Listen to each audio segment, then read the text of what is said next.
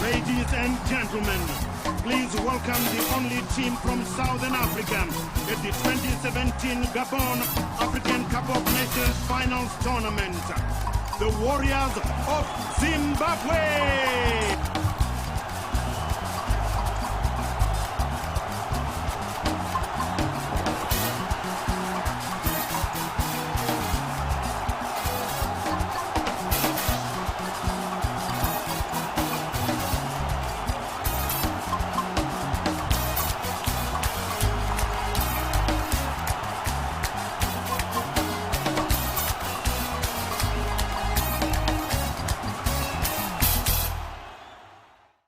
Right, we start off the show, yes, you guessed it, with the Zim treasure hunt. Yes, if you didn't know, oh, where the heck have you been? The Zim treasure hunt is where we test your knowledge by going back many years ago, coming into the present and going into the future. And we ask you to go on that treasure hunt and come up with the Zim treasure answer. Right. Don't worry, because it's multiple choice. We give you 3 answers and one of them is the correct one. Don't worry, if you fail to find the treasure, you will find it at the end of the show. So this week, this is our treasure hunt question on Zim treasure hunt. Which former Highlanders player was or is still nicknamed Katazile? Is it Fanwa Ngube? Is it Adam Ndlovu? Is it Madinda Ndlovu? Well, let's see if you can get that one. Don't worry. At the end of the show, we will give you the answer if you don't know. Hi there, soccer fans, wherever you are. I'm Ashley Ramanepasi, former Caps United and Warriors midfielder.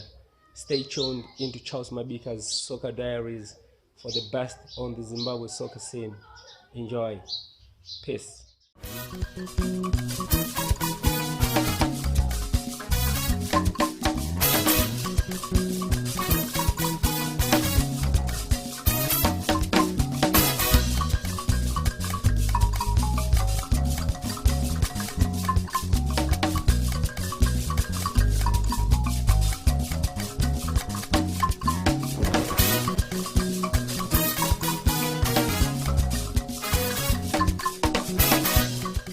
Welcome back. Well, this show this week is about you and I. Well, it's always about you and I, but this show is about questions that have been brought to me from you and everyone else right around the world. They have been coming thick and fast on Facebook. They've been coming on Twitter, everywhere on all the platforms. They've been coming on WhatsApp as well, even on the telephone, on my email address. They've been coming. And what I've decided to do is I'll be splitting these questions every other week, or as we interspace the show with 5 questions each. So on the show this week, I've got 5 questions that were put to me from people all over the world, and I will answer them. Difficult questions, but I will strive to answer. The first one came from Mako Chimtengu of Shurugwi. And he said to me, or he asked me, CNN, who do you rate as the best goalkeeper that you have watched in your soccer life? Very difficult question, Marco. Indeed it is, because I've watched so many great goalkeepers from the time when I started attending soccer with my dad when I was a little boy. I remember watching the likes of the late Bukam Chenu. Great goalkeeper he was for Black Aces. There was a guy called John Galacha, a great goalkeeper for Sabres. And later on in life, I watched the likes of Jafet Muparutsa, Brenham Siska, Peter Fanwell, and Gift Muzadzi, Tapua Kapini, and more recently Ariel Zebanda, Washington Arubi, George Chigova, all those great names. Peter Nkomo as well, formerly of Highlanders. But listen, if push comes to shove, the greatest goalkeeper I will say that I've watched in my soccer life is the one and only Jungleman Bruce Grobbelaar.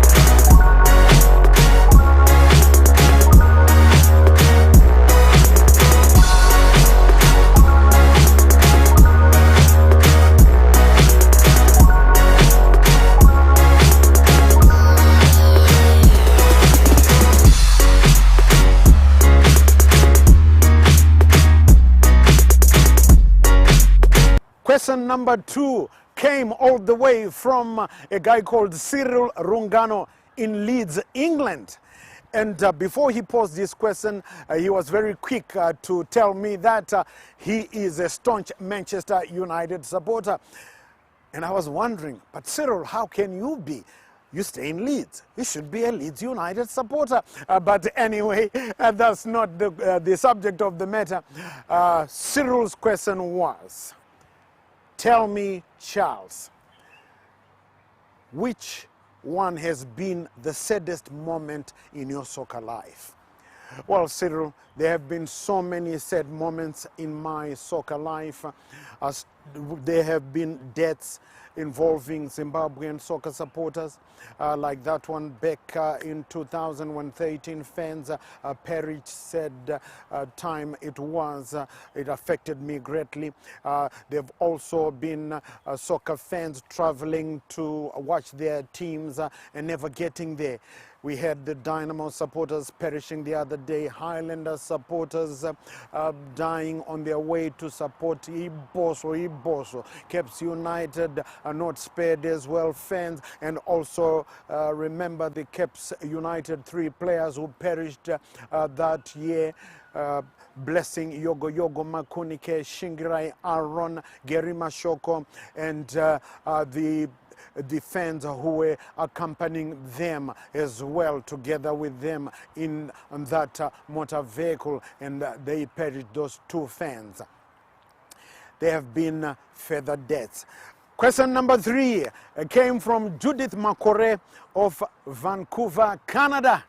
And Judith, she did say that she is a Real Madrid fan, and she never misses watching a game on television. And she said before she left for Canada, she still is, actually, she said she still is a staunch Caps United supporter.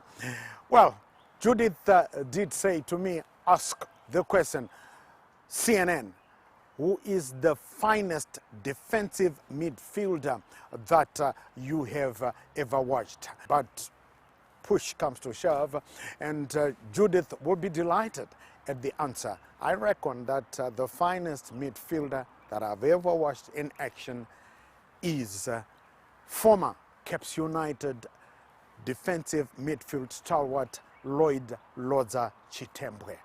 Of course, he did go on to coach Caps United. Is now the head coach at Harare City Football Club. So Lloyd Lodza Chitembwe ranks as the finest defensive midfielder that I've ever watched.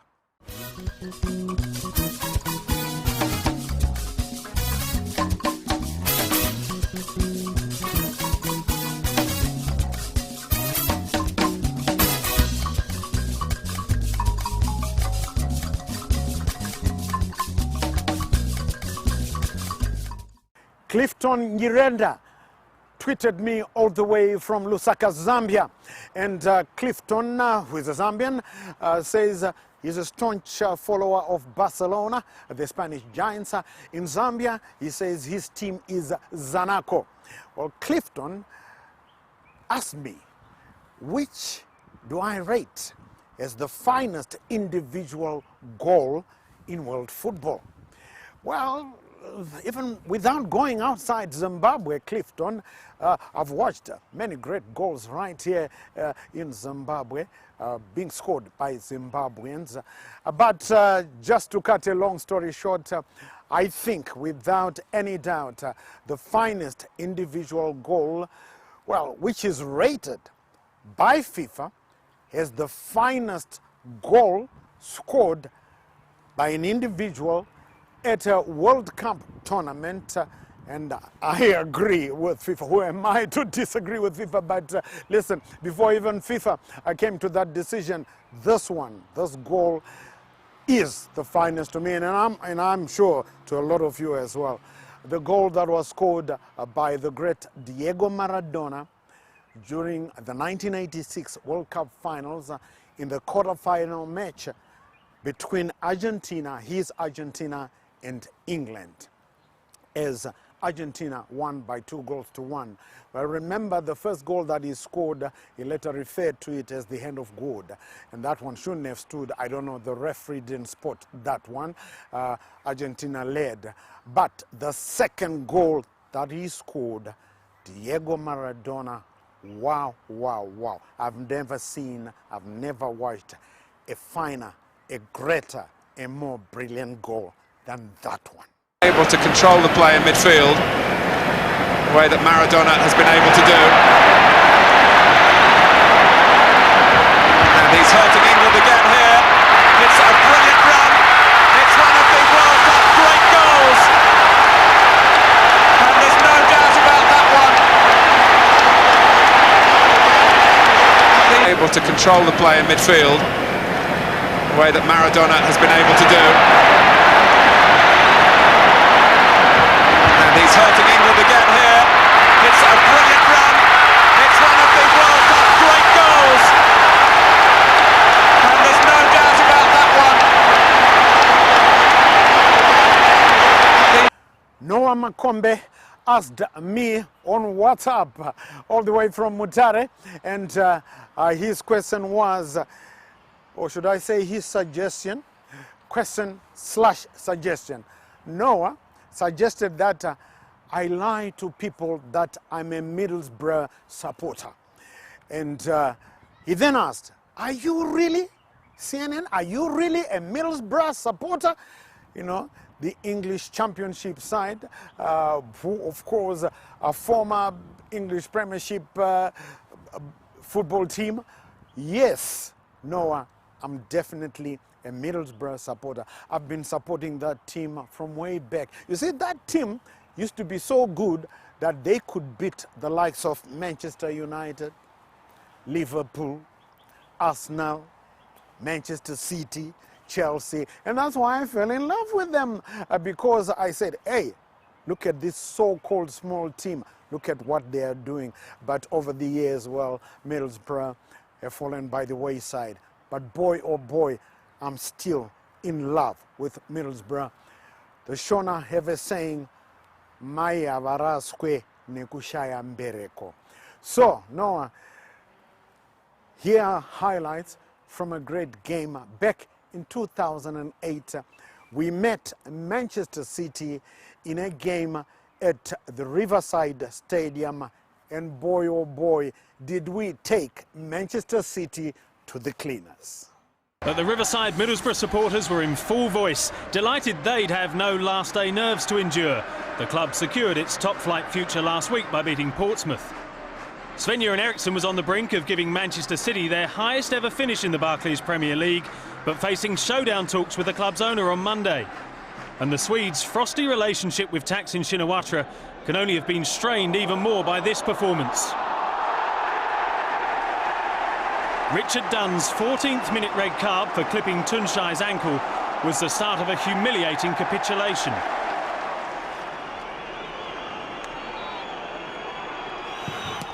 Stuart Downing smashed in the spot kick. No chance at all for Andreas Isaacson. With the captain missing from the heart of their defence, City's backline looked far from secure. Afonso Alves found plenty of space to stretch Boro's lead. The striker set up by a cleverly disguised pass from fellow Brazilian Fabio Rockenbach. Eriksen's already had talks about returning to one of his former clubs, Benfica, a revelation that left many City followers downhearted, and their bad week continued to get worse and worse. Downing's second of the match, the midfielder reached his personal target of 10 for the season in style. The first time this campaign, Middlesbrough had netted 3 goals in a game, and just 2 minutes later the Riverside was rocking again. Isaacson's touch kept Alves waiting, but Gelson's despairing lunge could only help the ball over the line. The 5th goal in 6 appearances for Middlesbrough's record signing, and it was one-way traffic.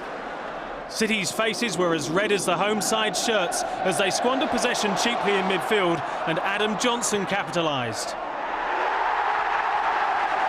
5-0 thanks to a hefty deflection, and still 19 minutes for the visiting team to endure.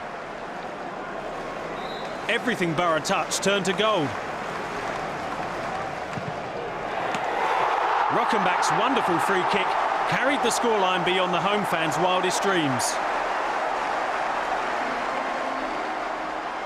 Rockenbach was enjoying an outstanding match, and when he played in Jeremy Aliadière with 7 minutes to go, the Frenchman piled on yet more misery. This week's news that City will play in the UEFA Cup next season, qualifying unexpectedly via the fair play rankings, has been a small consolation in turbulent times.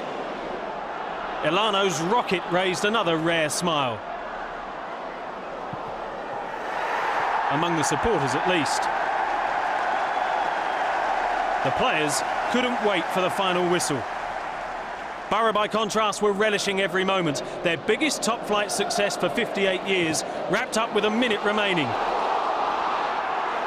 A milestone for Alves, his first ever hat-trick in English football.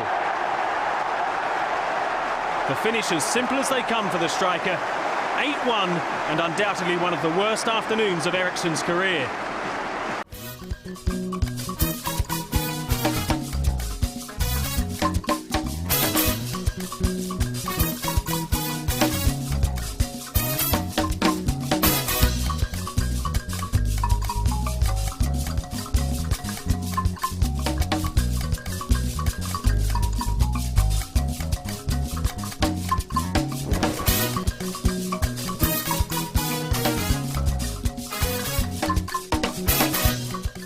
Right, like I said, I will be sharing with you all the queries from all over the world and splitting them into 555 whenever the chance arises. And yes, you can ask me any question that you like on this show here, because it is your show. We share things. Right, let's now find out if you managed to get the Zim treasure hunt question. Have you got the Zim treasure hunt answer? Well, here is your last chance, because it's coming up once again for the very last time. Which former Highlanders player was or is nicknamed Katazile? Is it A. Fanwa Ngube, B. Adam Ndlovu, or C. Madinda Ndlovu? Well, I'm sure that's an easy one. The player who was and is still nicknamed Katazile is Madinda Ndlovu, who's now, of course, coaching in Botswana and recuperating actually on the mend. Katazile, yes, we all love you. Well, that's just about it. It now just leaves me, yes, to get you prepared for the funny bits coming up on It's a Funny Old Game.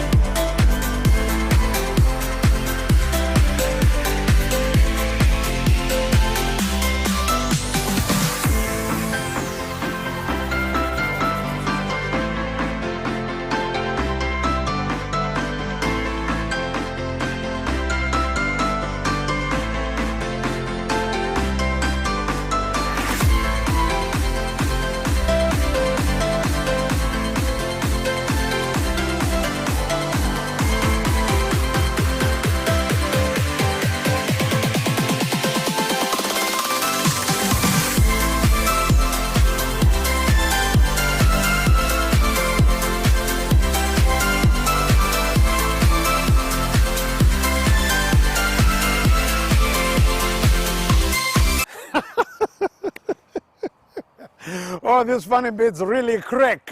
They crack my ribs, and I bet they always do that to your ribs every week.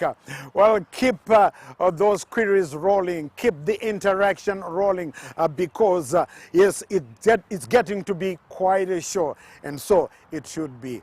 Well, again, remember to take care of your loved ones and each other. I'm Charles, CNN Mabika. Until we meet again, it's bye-bye for now.